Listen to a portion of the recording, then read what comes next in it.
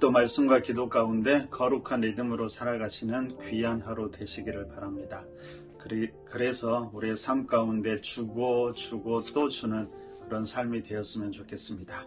요즘에 제 마음에 참 다가왔던 찬양이 예전에 많이 불렀던 찬양인데요. 사랑하는 나의 아버지라는 찬양입니다. 청년 시절 신앙이 제일 이렇게 열정적일 때 많이 부르면서 다짐했던 그런 찬양인데요. 이 찬양을 들으면서 다시 한번 우리 마음속에 하나님을 향한 열정과 사랑이 다시 한번 새롭게 되기를 원합니다. 우리 함께 찬양 듣고 말씀 나누겠습니다.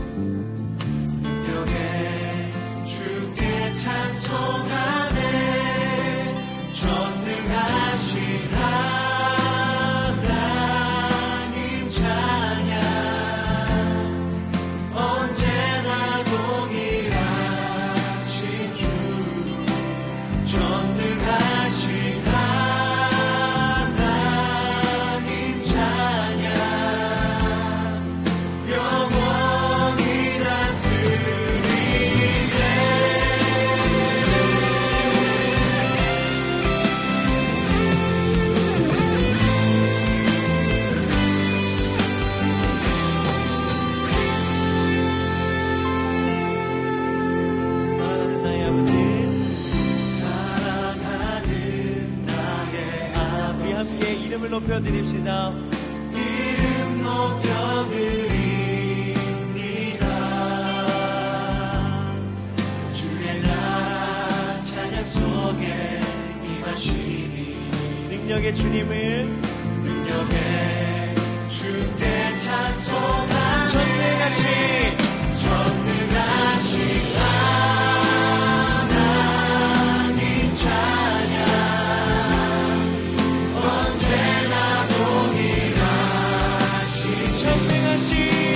전능하신 하나님 찬양 영원히 다스리네. 한 번 더 전능하신 하나님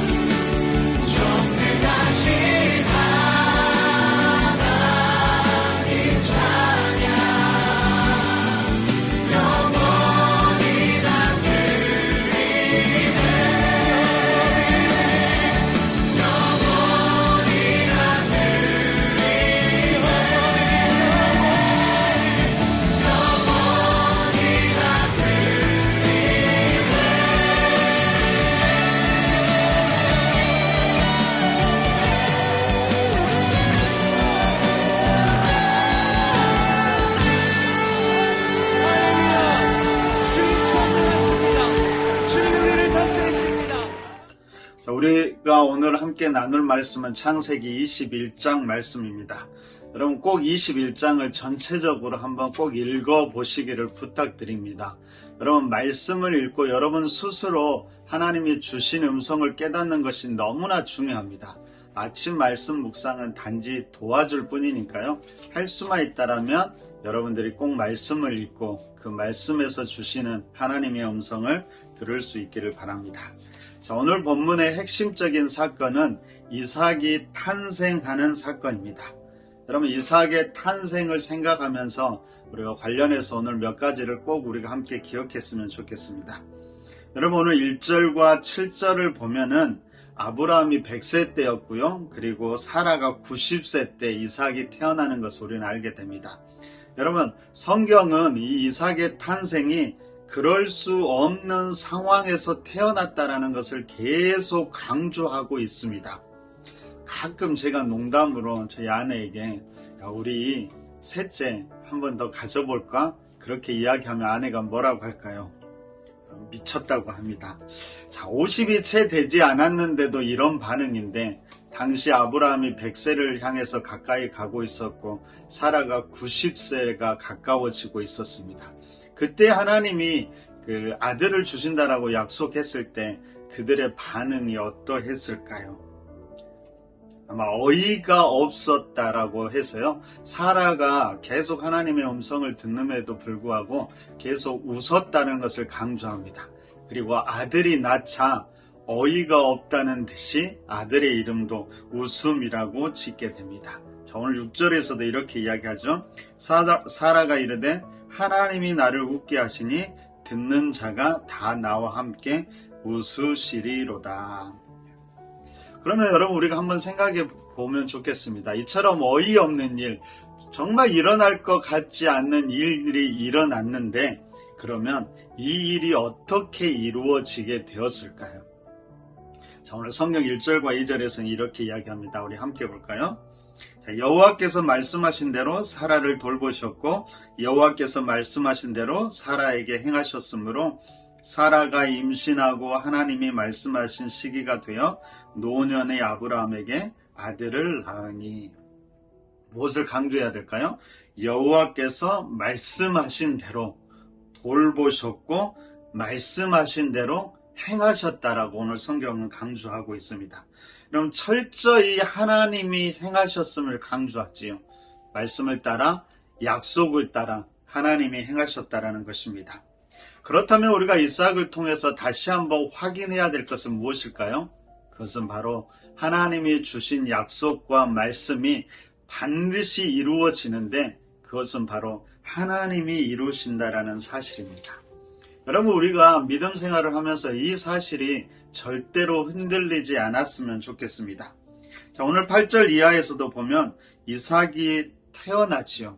그런데 참 아이러니하게도 여러분 이 이삭으로 통해서 아브라함의 집이 분쟁이 일어나는 것을 우리는 볼 수가 있습니다. 여러분 여기에서 아브라함의 가정에서 일어난 분쟁의 원인이 과연 무엇이었을까요? 표면적으로 오늘 성경은 이렇게 이야기합니다. 9절을 보세요. 사라가 본즉 아브라함의 아들 애굽 여인 하갈의 아들이 이삭을 놀리는지라. 형이었던 이스마엘이 동생 이삭을 놀리게 되지요. 그것을 보던 사라의 마음이 좋지 않았습니다. 그래서 그때부터 이제 아브라함을 괴롭히기 시작합니다. 그래서 애굽 여종 하갈과 이스마엘을 쫓아내기를 바라지요. 그러자 아브라함이 이것이 근심이 되었다라고 성경은 이야기합니다. 여러분 우리가 생각해 보아야 될 것은 이 이스마엘이 어떤 아이였냐 하는 것입니다. 여러분 이스마엘은 하나님이 주신 약속을 기다리지 못하고 아브라함이 인간적인 노력으로 낳은 아들이었습니다.